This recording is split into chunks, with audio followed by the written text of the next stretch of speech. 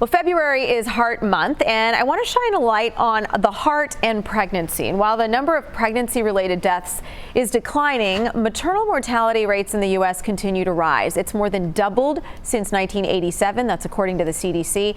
And cardiovascular disease is the leading cause of death in pregnancy and the postpartum period. So if you're a woman of color, in a rural area, or have a lower income, your risk is even higher. I have brought in two experts to help us sort of sort this all out.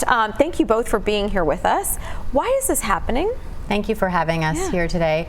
The causes of maternal morbidity and mortality are really kind of multifactorial.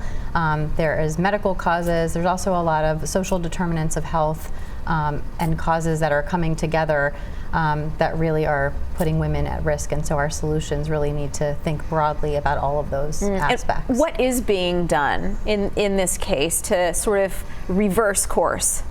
So I think a few things.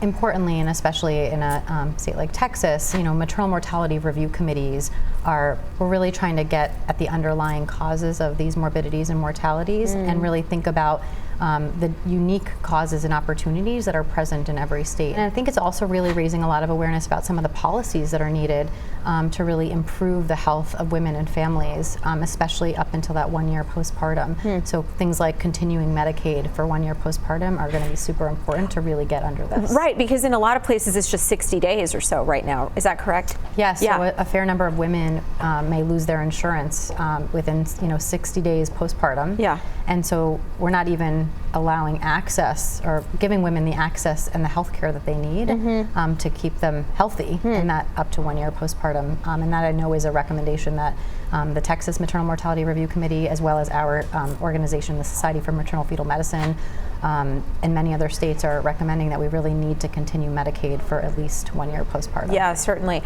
And I know when we talk about women and heart health, preeclampsia, that is the first thing that comes to mind. And so can you kind of talk about what that is and sort of what happens in the postpartum woman's body after she's experienced that? A lot of times people think, well, once I deliver the baby, then it's all done, right? Mom's okay, hopefully baby's okay, and we think the problem is done.